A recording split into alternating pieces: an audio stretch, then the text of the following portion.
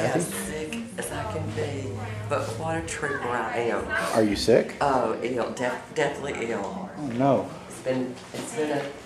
Hey. Good morning. How are you? Good. I'm still trying to stay away from everyone. This is Dennis Brown, our Hi. new principal. This is Kathy I'm sorry I'm Waldron. not going to get much Same way. close.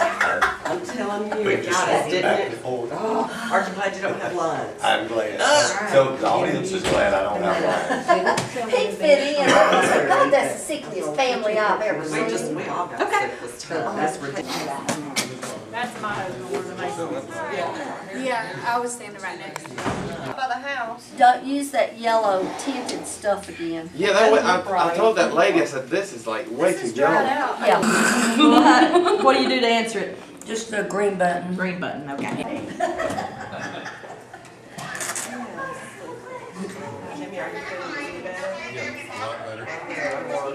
We're getting somebody else talking. Where are they? Physics behind the suit. This is my you guys were the lovely best. cap suit that you think is a bell, but it has technical difficulties because it has a lot of butt and a lot of stomach and no boobs. So how do we remedy this situation? Well, I can't do it naturally, so we just push it up as well as we can. You notice I'm using my wide angle lens. So. For this, you definitely need it. It keeps getting stuck in the circle. All right, did you leave a ticket for? Yes, for Honey and Where's the Ingrid. remote control for your? Felt as lively as, or let me say, project as lively as I normally can. Welcome to Powell Park Players' production of Dearly Departed. I'm Kathy Waldron, the director, who's a little under the weather. We're so happy to have all of you here this afternoon. We've had two performances up to tonight, and we've had great attendance, and the audiences have just loved this show, and I think that you will agree that it's just the most entertaining comedy. There are two acts. There will be a 10-minute intermission. The scenes are very short scenes. It just clips right along. You'll be entertained from one scene to another. You'll be introduced to new characters in each scene for many, many scenes, and that's one of the things I love about this particular play. This cast has been wonderful to work with. This is the first production that I've directed with the Powell Park Players, and I have been so impressed with their dedication and commitment to perfecting a show, and I think that you'll see that their hard work. Please at this time turn off all your cell phones and electronic devices. We do have some sound effects, and if your phone rings, I'm afraid they'll run to answer there. Thank you. Enjoy the show. Please feel free to applaud and laugh as much as you like. Thank you.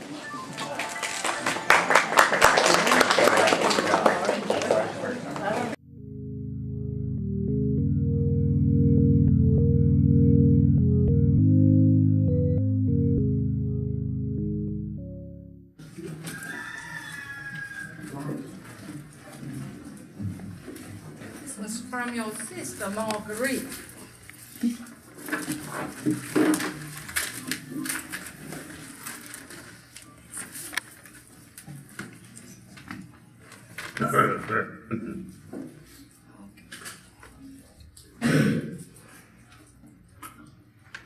Dear brother and Rainier, well, Bud, I was expecting to see you at services Sunday, but I guess you thought you had something better to do. Again. Well, you missed a good one. Our guest speaker, the Reverend Leon Strieber, gave a very interesting talk on some of the more obscure scriptures from Deuteronomy. And Clarice Talbot's Sunday school class put on a real good puppet show based on the book of Ruth. Sure, it's a shame you missed it, but I guess there must have been something good on the TV. I know how you like to watch that wrestling program. Wonder if they'll have a TV in hell.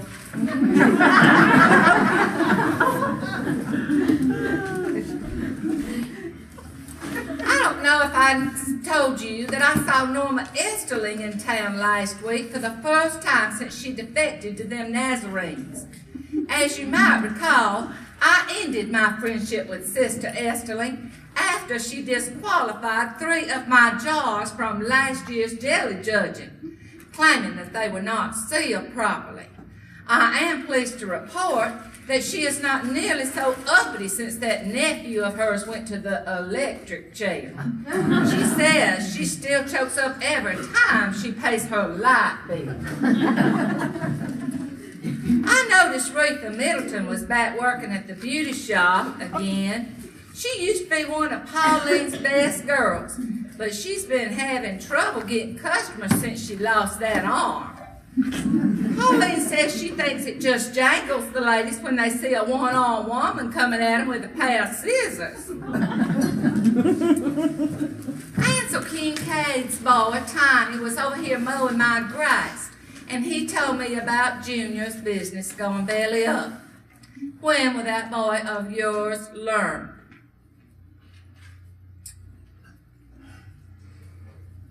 Okay. And speaking of headaches, my own worthless son don't seem to be the least bit interested in finding another job. Ever since he got laid off from the sewage plant, he's fallen in with a real bad crowd. I tell you, I think both our sons could learn a thing or two from Tiny. One thing about Tiny, that boy is a worker. He mowed the yard, the front yard, she says, the side yard, and the backyard.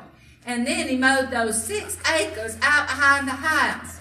He restacked the firewood, cleaned out the garage, and hoed in the garden until it was too dark to see. Since his birthday is coming up next week, I gave him $3 instead of the usual $2. It is hard to believe Tiny will be turning 37. They grow up so fast. Well, that's about all the news for now. I decided to come over and visit y'all next Sunday after services. One of you, and I'm not saying who, but needs to get right with the Lord. And I am just the lady for the job. We're going to spend the whole day in prayer. We are going to discuss Scripture. And we are going to sing hymns until we wear you down. Like it says in 2 Peter 3:8, one day is with the Lord as 1,000 years. Your sister Marguerite. Well, Bud, what do you think of that? What do you think about that? You know, she...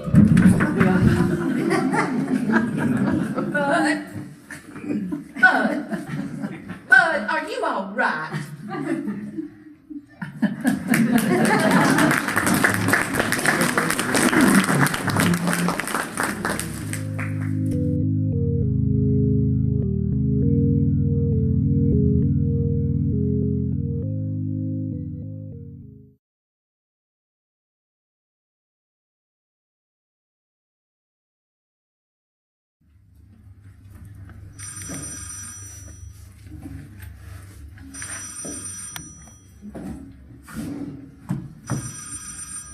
Who the hell?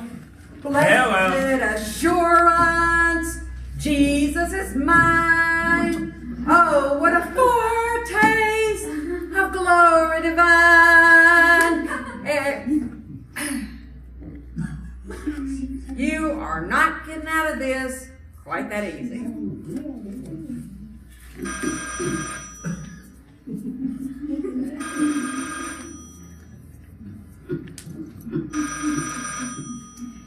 Heir of salvation, purchase of love, born of his spirit, washed in his blood. Good God, Mama! What was that? Was that blasphemy? Did I hear the Lord's name taken in vain? No, you didn't. Well, can't a mother call up her lazy good-for-nothing son just to see how he's a-doing? Well, what time is it? It's 7 a.m. and the watchman said, the morning cometh and also the night. If you will inquire ye, return, come. Uh-huh. Isaiah 21:12. What the hell do you want? I suppose a mother cannot call her lazy good-for-nothing son just to see how he's a-doing. Good God. Did I hear the Lord's name used again? No, you didn't. What you want, Mama? Well, it is 7 a.m. Why are you not out looking for a job? Are you suffering from a hangover? Did you spend all night drinking and dancing and talking filth? Are you laid up there with some harlot? No, I'm not laid up with no... Harlot! Can you hear me out there, harlot? Time to get up, harlot. There ain't no harlot here for God. Alright, that is 3 GODs and only 7:05 in the morning. What you want, Mama? Well, I ain't got time to listen to your problems today. Your Uncle Bud passed this morning. Good God. Alright, that's it. 3. Done. Finished. Well, what'd he die of? Stroke. Been hanging by a thread for years, no surprise. Well, I'm real sorry to hear that. You know what I'm sorry about? Is that your Uncle Bud didn't belong to any church whatsoever. He always mocked and scorned the doings of good Christian people, and you know what that means. He's Mama. roasting on the end of a pitchfork, even as we speak. Mama, it's awful early. Crying out in eternal torment. Mama. His flesh torn by demons. Mama, how's that right now? You remember that right now? The widow? How's she doing? Well, how do you think she's a-doing? Awful, just awful. Her husband dropped dead right there at the breakfast table. And that's why we got to go over there and give her counsel and Christian comfort. What do you mean, we? You mean to tell me that you are going to turn your back on your family in this time of tragedy? Can't Ray Bud and them come and get you? No, they can't. They got way too much to do. And besides, I would die of shame if they knew my own son wouldn't come drive me over to my only brother's a grieving widow. What time Maybe you wanna you'd go? like me to walk that 20 miles to Lular and at 110 in the shade today. Maybe you'd like me to drop dead from heat stroke. What time you want me to come and get you? When do you think I want to go? Next week? Now. I want to go now. So get your lazy, worthless self up out of the bed and take me now. You know Bud ain't going to keep long in this heat.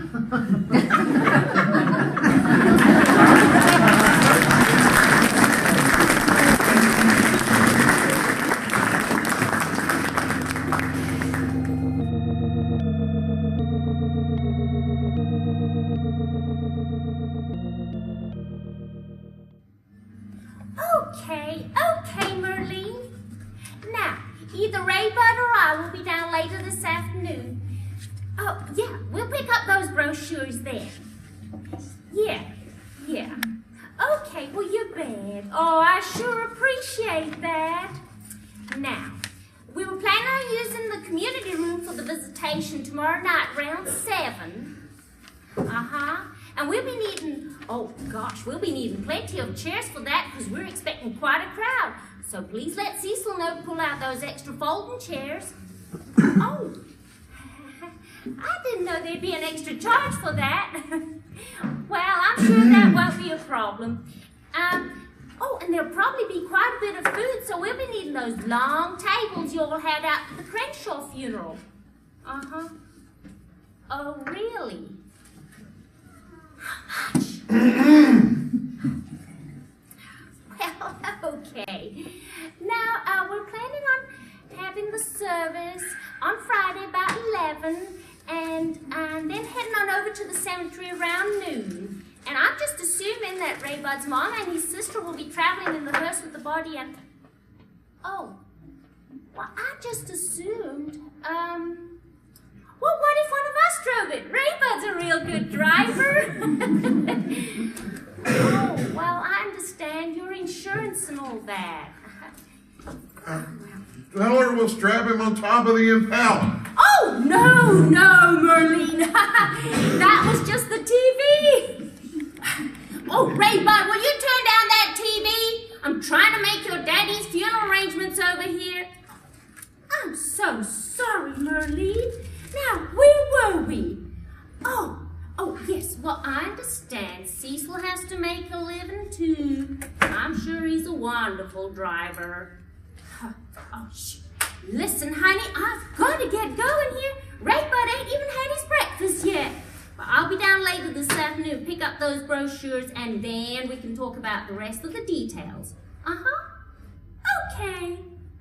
Okay. Thanks, Marlene. What the hell are you thanking her for?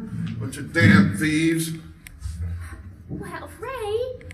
Whoever came up with the term grave robber must have had one of Cecil and Merlene's calendars hanging on their wall. Oh, Raybud. What's my daddy doing down at Depues anyway? That's what I'd like to know. Us Turbans have always gone to Pax. I thought that was kind of strange, too. Huh. Revenge. Yeah. No, Depues is what your mama wanted. Revenge. That's what it is. Cold-blooded revenge, Lucille. What are you talking about? Revenge! After all these years, he's finally got me. He's got me by the throat. Who has got you? Cecil Depew. Don't you remember in 4th grade when Cecil peed his pants? P.U. Here comes Depew. I started it and followed him all the way through high school. Ray, you gotta calm down. I should have known it. I should have seen it coming. When all the rest of us was out shooting at birds, Cecil was running around burying them in shoeboxes. For the nickel and dime me to death, Lucille. He's gonna break me. Ray, calm down. Come on, sugar, listen, honey. Oh, Depues is what your mama wanted, and we just gotta respect that. Oh, I know how hard this is on you. I know how much you loved your daddy. Well, I loved him too. Oh. Why, him and your mama were always so sweet to me. They never failed to send me a card after every single one of my miscarriages. And every single time, Daddy Bud would write the same sweet thing. Better luck next time. I don't know how I'm going to get through this, Lucille. I swear to God I don't. I hate funerals. I hate everything about them. Oh, now we're family. And we're gonna hang together. And speaking of family, did I mention that Aunt Marguerite has volunteered to spend the night with your mama? And Junior, Suzanne, and the kids can stay here with us. They are not staying here, Lucille. Ray Bud, he's your brother. Well, I'm not having Junior and that mess in here. They can stay at the Motel 6 for all I care. You know he can't afford no motel. Well, is that my fault? Did I hold a gun to his head and tell him to mortgage his house and blow his savings on that pipe dream of his? Junior, a businessman. Junior couldn't sell lemonade in hell, Lucille. He tried so hard, Ray. Oh, let's face it. He's an idiot. He's an idiot, and I'm not having him here. I'm not going to sit and listen to Suzanne run that mouth of hers. And as for them kids, I think they're demon-possessed. Oh, they're sweet people, Ray. They just had a little string of hard luck lately. Demon-possessed, Lucille. Mark my words. Oh, now look. You're gonna be late. Clyde says they got 3 transmissions backed up there waiting for you. And now, don't forget to stop by the shoe store, size 10D. And Ray, we're not gonna have any problems, are we? No, we're not going to have any problems, Lucille, and I'll remember. But just do me one little favor, okay? When my time comes, don't tell anybody I'm dead. Just bury me in the backyard and say I left you.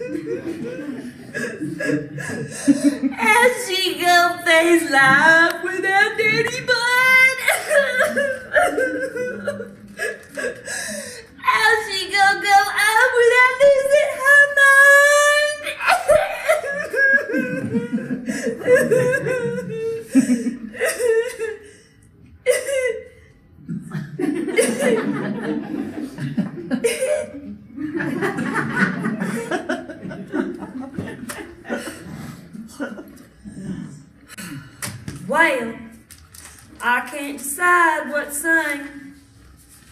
Of course, I don't know how I'll get through it. I swear to God, I don't. I'd probably just fall down on the floor in a big pool of tears.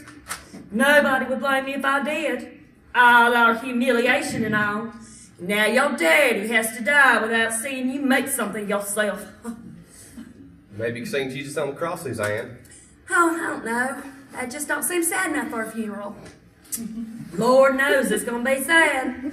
Sitting there thinking that your daddy died, knowing that we had to sell everything we own to move into that god-awful trailer just to pay off that big dream of yours. Well, maybe you can set that to music, Suzanne. I believe I was just stating the facts, Junior. You know, I loved him too. He was like my own daddy to me. I was the one that had to crawl into him like a snake and beg for the money for shoes for our children. But I did it, Junior. I did it. I humbled myself. And you want to know why, Junior? It can all be summed up into two little words. For love. Hey, no, stop it! Stop kicking my feet! Stop it! Stop it! I know you're hungry. You don't think I'm not hungry? Be nice to stop getting something to eat, but we can't because your daddy done spent all our money. For love, Junior. Love. It's been a curse my whole life. Now we have to go to this funeral with your family looking down at us, laughing at us. Who ever heard of a machine that cleans parking lots? That'll do, Suzanne. All our money down the toilet! Down the toilet, Junior! What do you think about that?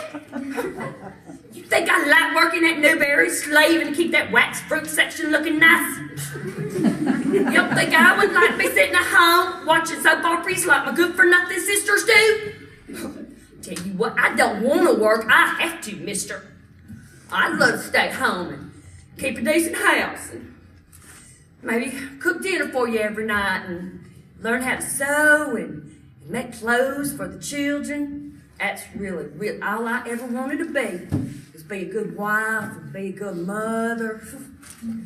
Hey, don't do that one more time. Let me do it one more time. And I'm going to tell your daddy to pull his car over and put you out in the road. What would y'all do then? No mom and no daddy look out for you? What would you do then? You'd starve to death in the road. Y'all go on and cry, you big babies. Y'all know y'all's mama just kidding. She loves y'all. We'll see who's kidding, Junior. Look, don't miss that turn off. I just don't know how they expect me to stand up there and sing. I just don't know how I'm going to get through it. I'm sure you'll do your best. My best? My best? That's a good one, Junior. You wouldn't know a thing about my best. In order to do my best, I have to have confidence. I used to have confidence. I've got talent. I could have been a professional. I could have married your cousin, Teddy Wayne. Been the wife of a lawyer. Lived in a big house on a hill with a swimming pool. But no. I had to follow my heart. It's been the curse my whole life. I had to follow my heart and marry a dreamer. A beautiful dreamer. That has to go and blow all our money on a machine that cleans parking lots. You're pushing it. Did you ever once stop to think that nobody gives a damn about a clean parking lot? You're really pushing it. And of course it comes as a big surprise to you when people laugh in your face when you ask them if they wanted their parking lot cleaned. I'm gonna kill us, Suzanne. I'm gonna kill us. Junior, stop it right now. Junior, stop. Stop it, Junior. Shut up.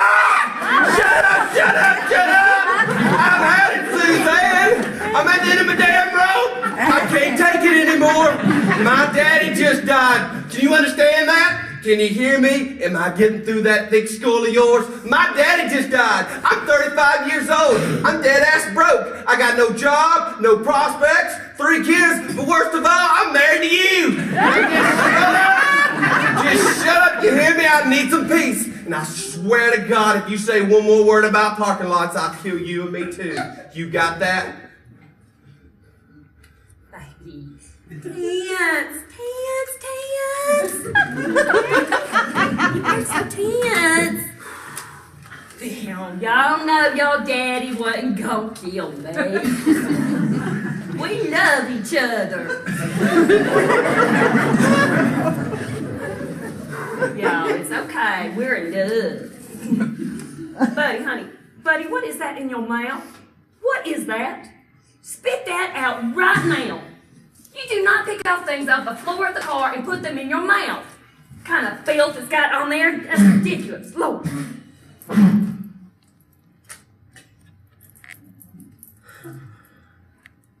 Junior.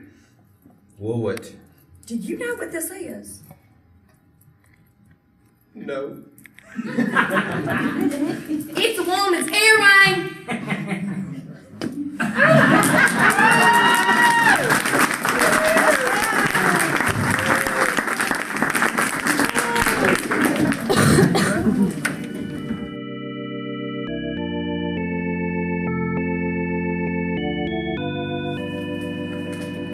You some more coffee, Reverend Hooker? No, thank you, Sister Turpin. I'm fine. You just rest yourself. I know this has been an awful day for you. Yes, it has. You know, it must be a blessing to have your daughter living with you here at this time of bereavement. Yes, it is. I believe you've met my daughter. Delightful? Yes, I believe I have. It must have been awful for you, too. How are you doing, Delightful? Okay. Well, she's a blessing. Yes, she's my youngest. Born kind of late in life. Sort of a surprise. A real comfort to you in your old age. Yes, I'm so proud of her. I can see why. Sister, as you know, Brother Bud was not a regular member of our church. I knew that you'd want me to say a few words in the service, so I was hoping you could tell me a little something about your late husband that I might include in my remarks. Sister, just in your own words, what kind of a man was Brother Bud? Well, he was mean. Mean as a snake. I see. And surly. Surly? Right, surly. Right, surly. Yeah. Sister, how long were you and Brother Turpin married? 39 years, Reverend. 39 years. 39 long years, Reverend. Sister, I did not know Brother Turpin well, but to me, he seemed a quiet man. A man of inner strength. A man who knew his own mind, kept his own counsel, and was at peace with the world. A man of few words, but with a strong sense of family and community. A good neighbor, someone you could turn to if you needed a helping hand. A good husband and father.